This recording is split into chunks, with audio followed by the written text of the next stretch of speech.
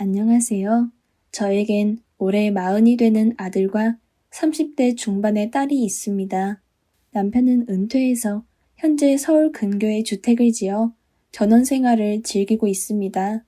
남편이 사업을 크게 했었고 집안 대대로 내려오는 재산도 좀 있는 편이라 남들이 보면 아무 걱정 없이 부유하게 사는 줄 알고 있지만 저에게는 큰 고민이 있습니다.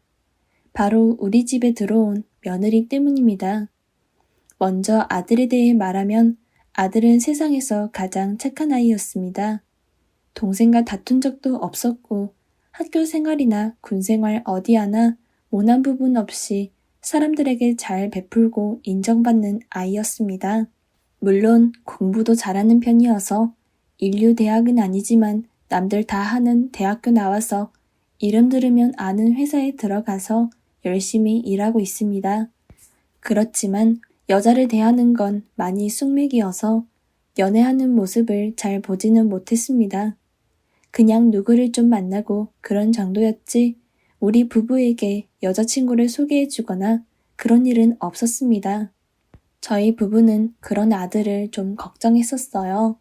이미 딸아이는 시집가서 아이가 둘인데 아들놈은 만나는 여자 하나 없어서 선자리 알아봐야 하나 생각하고 있었거든요. 그런데 3년 전쯤 아들이 갑자기 결혼을 하고 싶은 여자가 생겼다고 하는 겁니다. 저는 놀라기도 했지만 너무 기뻤습니다. 며칠 후에 며느리를 처음 보게 되었습니다. 며느리는 딱 봐도 예쁘게 생겼어요. 그런데 좀 성형도 한 것 같고 얌전한 스타일은 아니었습니다. 그리고 말하는 거나 행동을 봤을 때 솔직히 제 마음에 쏙 드는 건 아니었지만 아들이 처음으로 여자친구를 소개해준다는 사실만으로 무언가 우리가 모르는 장점이 있을 거라고 생각했어요. 그만큼 저희 부부는 아들을 믿고 있었습니다. 며느리 어머님과 상견례를 하는 날이었어요. 며느리 아버지는 일찍 돌아가셨고 어머니 혼자서 딸 셋을 키웠다고 하더라고요. 저는 이 힘든 세상에서 남편 없이 아이 셋을 키워냈다는 것에 정말 악착 같은 분이신가 보다 생각했어요.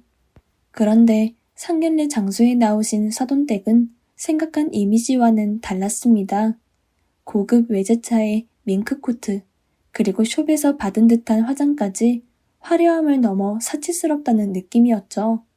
그래서 며느리네 집이 부자라서 남편 없이 이 정도는 키울 수 있었나 보다 하고 생각했죠. 그렇지만 아무리 경제적으로 풍요로워도 육아는 너무 힘든 일이라는 것을 잘 알고 있었기 때문에 아이들 키운 고생에 대해서는 위로해 드리고 싶었지만 주제넘는 것 같아서 위로의 말을 전했습니다. 대신에 며느리를 정말 딸처럼 잘 돌봐주겠다고 말씀을 드렸습니다.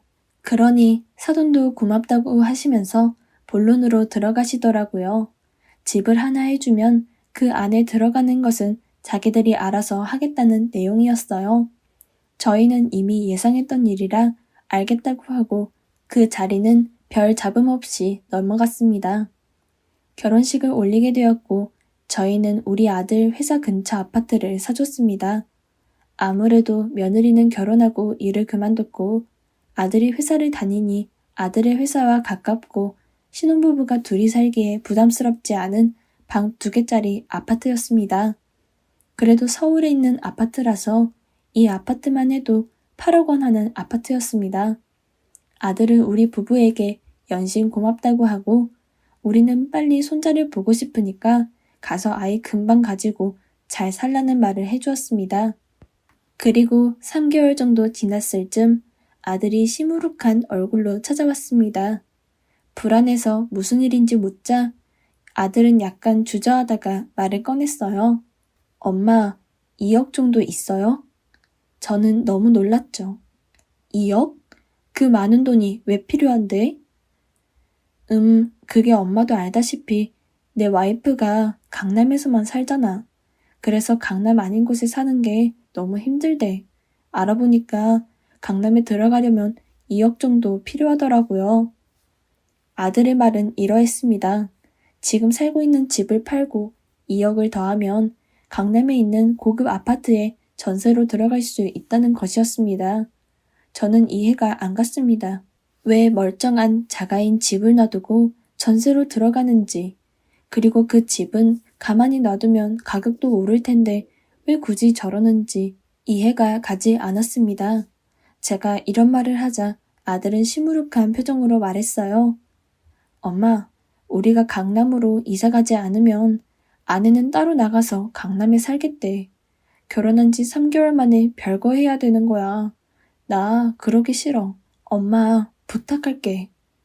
아들의 부탁이니 어쩝니까? 들어줄 수밖에 없었죠. 결국 아들은 강남의 부자들만 산다는 고급 아파트에 전세로 들어갔습니다. 그런데 제가 아무리 생각해봐도 그 아파트에 2억이라는 돈으로 전세로 들어갈 수 없을 것 같았거든요. 그래서 조사를 해보니 그쪽 시세가 보증금 10억이면은 월세를 100만 원 정도는 내야 한다더라고요. 아니, 회사랑 가깝고 지은 지 얼마 안 된 좋은 집 놔두고서 강남의 고급 아파트에 월 100씩 내면서 아들은 출퇴근하는데 1시간이 걸려야 하는지 이해는 되지 않았지만 넘어갔습니다. 그런데 저는 나중에 이걸 엄청 후회했습니다. 며느리에게 처음부터 너무 쉽게 돈을 주다 보니 이제는 부부에게 꾸기 시작한 것입니다. 두 번째 일은 강남 아파트 사건이 있고 한 달 되었습니다. 평소에는 연락도 없고 코빼기도 안 보이던 며느리가 웬일인지 찾아왔습니다. 저를 아주 살갑게 대하면서 안부를 물었어요. 그래서 이제 정신 좀 차렸나 생각했지만 역시 아니었네요.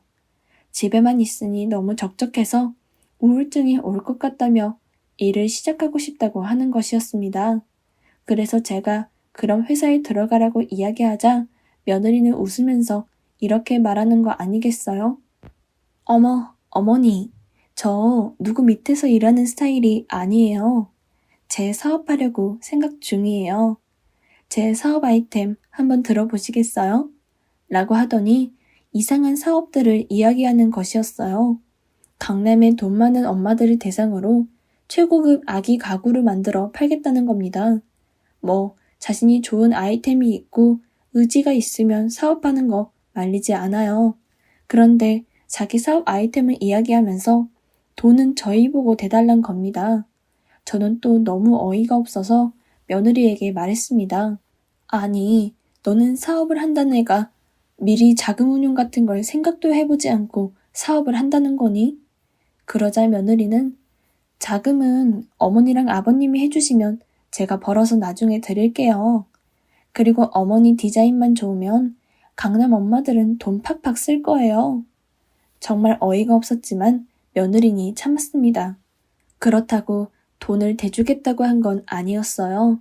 제가 계속 거부하니 며느리 표정이 점점 차가워졌어요.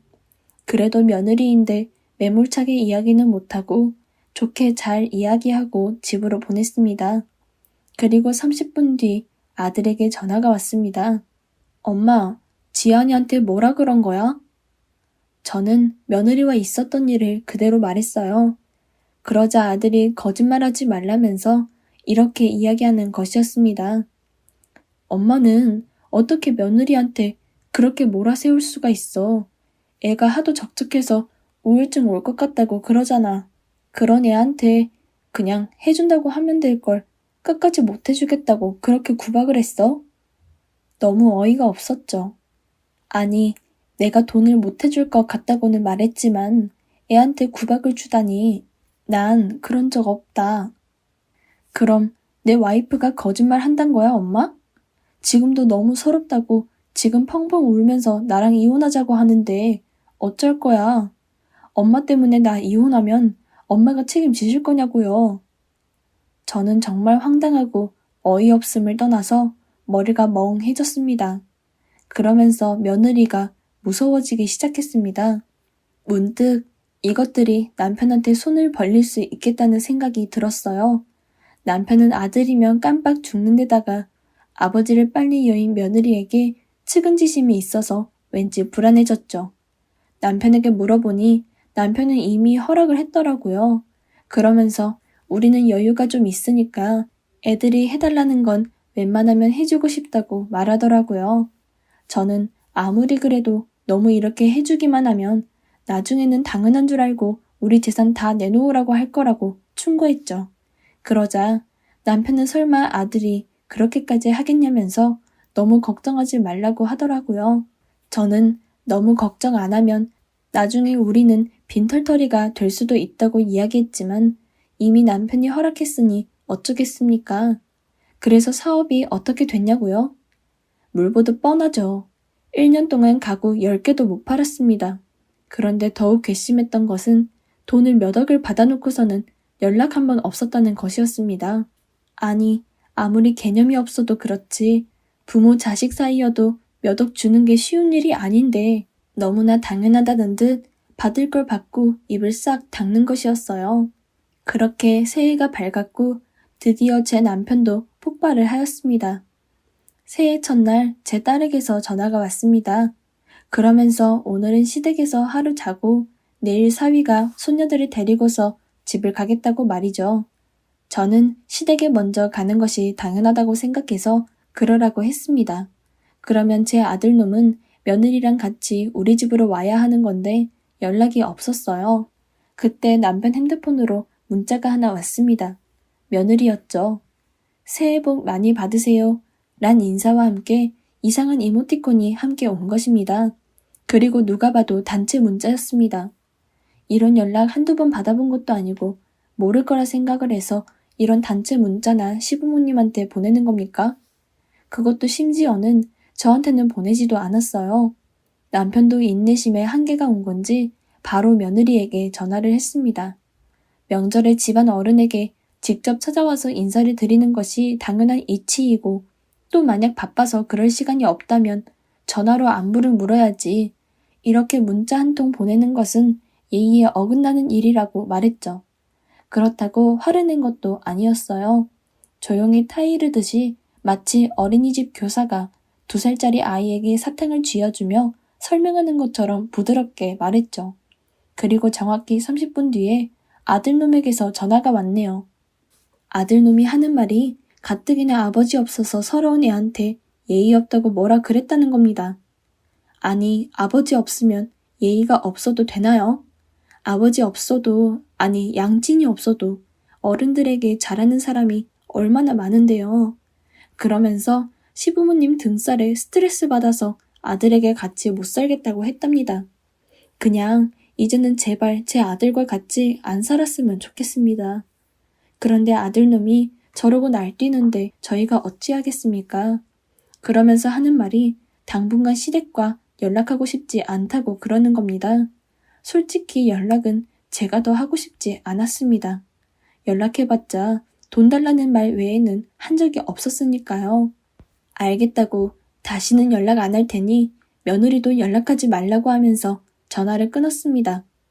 며느리와 연락 안 한 지 3개월 정도 지났는데 속이 다 후련했습니다. 그러다 저는 오랜만에 친구들과 모임이 있어서 모임 장소에 가는데 낯익은 실루엣이 보여서 누구일까 고민하고 있었는데 바로 사돈이었습니다. 사돈은 20년은 돼 보이는 승용차를 주차하더니 다 쓰러져가는 낡은 다세대 주택으로 들어가는 것이었습니다. 저는 고개를 갸우뚱하면서 다세대 주택 이름을 외워서 근처 부동산으로 갔습니다.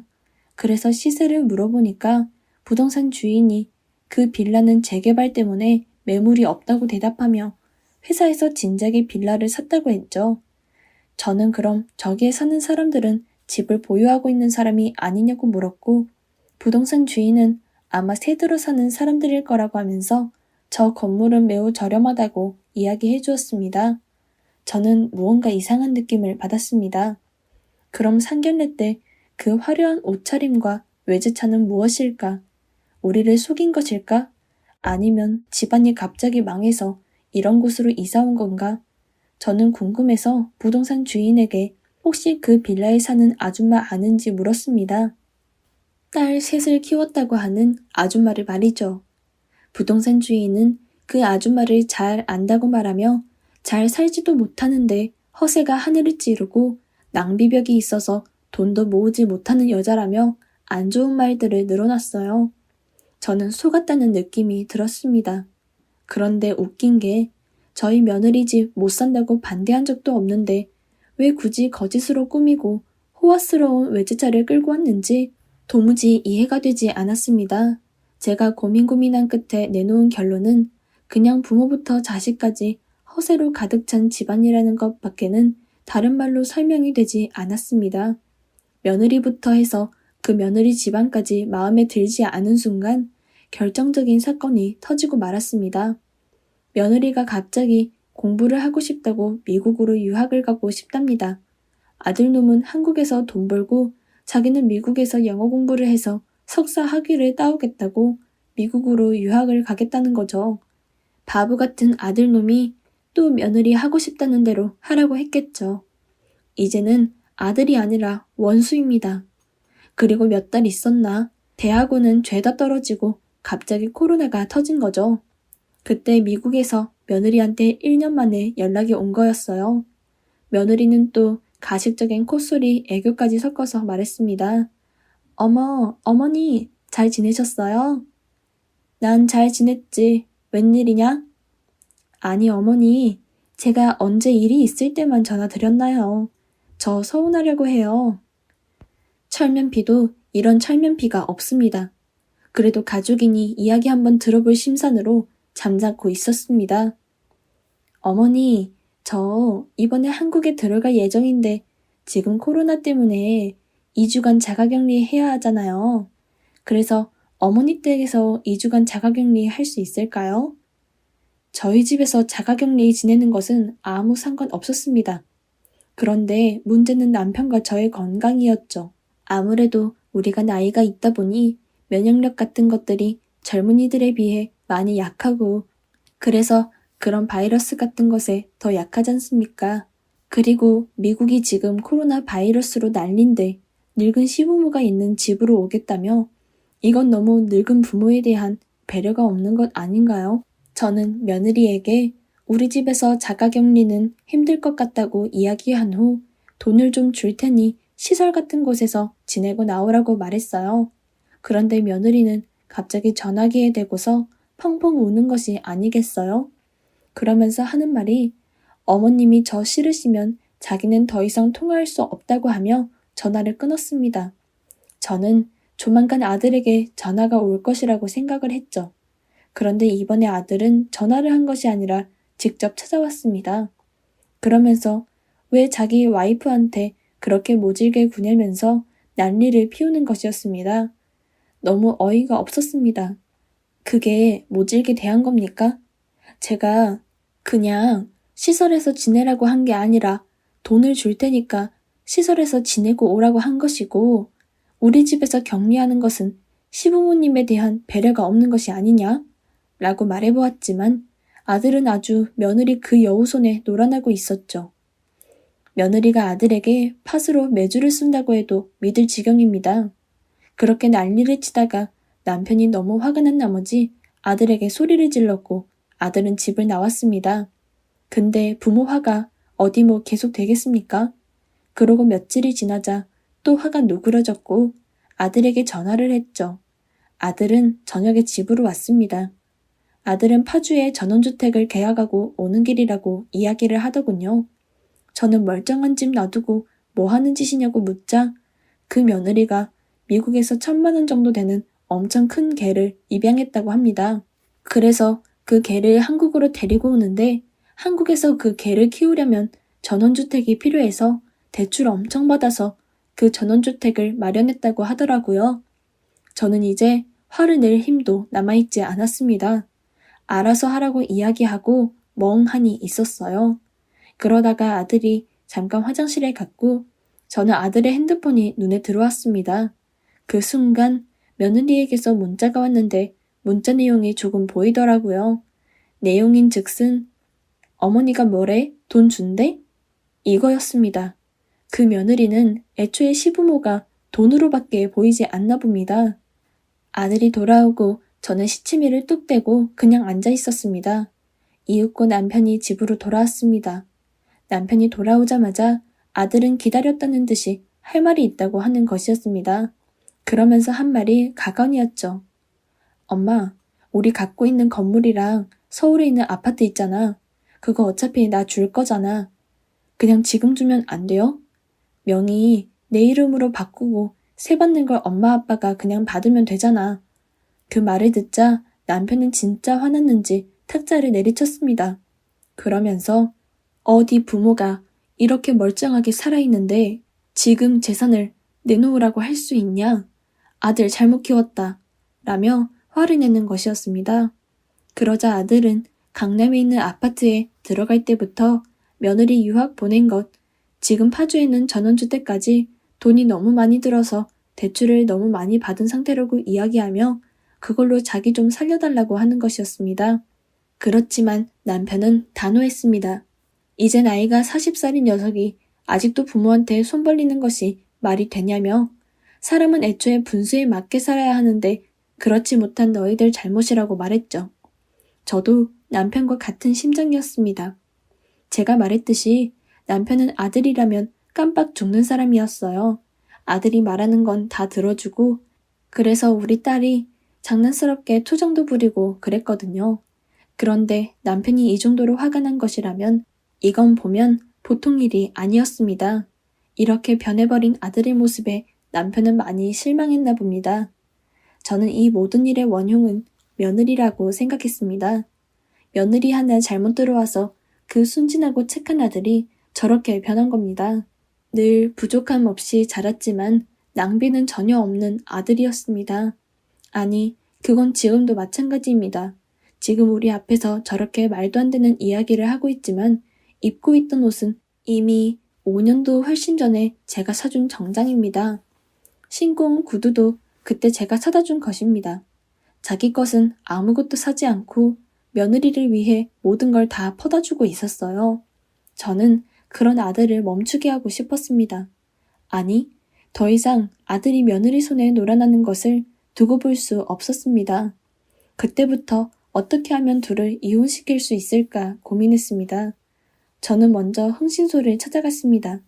불법적인 일이었지만 털어서 먼지 안 나오는 사람 없다고 작은 것 하나라도 털어봐야겠다 싶었죠. 그때 흥신소에서 흥미로운 소식을 전해주었습니다. 요즘 며느리가 잘 나가는 모임이 있는데 그 모임이 바로 큰 개 키우는 사람들의 모임이라는 것입니다. 파주 지역에 사는 사람들의 모임인데 거기서 친하게 지내는 부부가 있다고 하는 겁니다. 그 부부는 미국에서부터 알고 지낸 부부인데 남편이 영어 강사고 와이프는 회사를 다닌다고 했죠. 저는 일단 며느리에게 연락을 했습니다. 며느리와 만나서 아직 남편의 화가 풀리지 않아서 그렇지 나는 아들이 원하는 대로 다 해주고 싶다고 말했어요.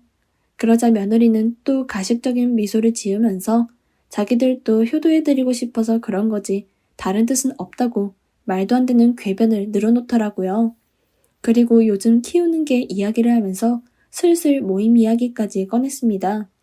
저는 잘 들어주면서 관심 있는 척 하다가 일단 알겠다고 하고 자리에서 일어났습니다. 그리고 며느리가 친하게 지낸다는 그 남자에게 개인 교습을 받고 싶다고 연락을 했죠. 그렇게 몇 번 개인 교습을 받으며 어떤지 떠봤는데 아내와는 딱히 사이가 좋은 편이 아니라고 하더라고요.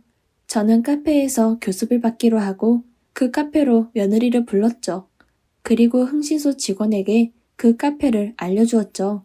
며느리가 카페에 간 것을 확인하고는 영어과외 선생님에게 몸이 안 좋아서 오늘 과외를 못할 것 같다고 했죠. 그리고 며느리에게도 급한 일이 생겨서 돌아간다고 이야기했죠. 그리고 1시간 뒤 흥신소 직원에게 연락이 왔습니다. 두 사람이 같이 나갔다고 합니다. 직원은 계속 미행을 했고 두 사람은 함께 식사까지 한 후에 헤어졌다고 하더군요. 그리고 무수하게 많은 증거 사진들을 제게 주었습니다.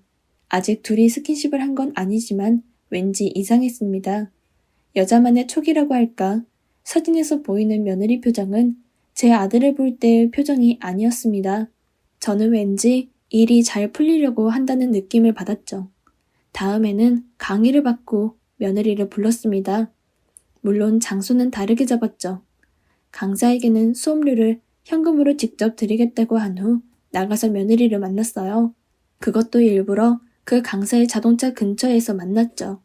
그리고 며느리에게 슬쩍 강사의 자동차 차종에 대해서 물어보았습니다. 역시 며느리는 이 차에 대해서 꽤나 잘 아는 듯이 이야기하더군요.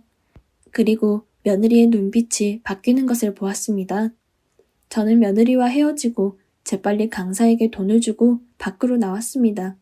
그리고 역시 흥신소 직원이 매복해 있었고요. 잠시 후 며느리와 강사가 만났다는 연락을 받았어요. 우연이 지나치면 인연이 된다고 하지 않습니까? 비록 제가 만들어 놓은 우연이지만 이제 그 둘의 인연이 되었습니다. 그날 이후 두 사람은 대놓고 만나기 시작했어요. 덕분에 흥신소에서는 매일매일 사진과 영상을 계속 보내줬습니다. 어느 날 제 아들이 거래처 사람과 만나기 위해 서울의 호텔 커피숍으로 들어갔습니다. 그날 로비에서 함께 있는 며느리와 강사를 봤다고 하네요. 둘은 시치미를 뗐지만 흥신소에서 받아온 자료들은 이미 제 아들에게 보내져 있었습니다. 제 아들은 집으로 와서 한 달을 풀이 빠져 지냈습니다. 그것을 보는 제 마음은 너무 아팠습니다. 그렇지만 어쩔 수 없었어요. 이렇게 해야 그 마녀 같은 며느리에게서 벗어날 수 있다고 생각을 했습니다. 우리 집 돈을 보고서 결혼해서 남편 돌보지도 않은 채 혼자 사치스럽게 지내다가 괜찮은 남자 눈에 들어오자 뒤도 돌아보지 않고 바람 피운 며느리. 모르긴 몰라도 그 이전에도 충분히 바람을 피웠던 사람입니다.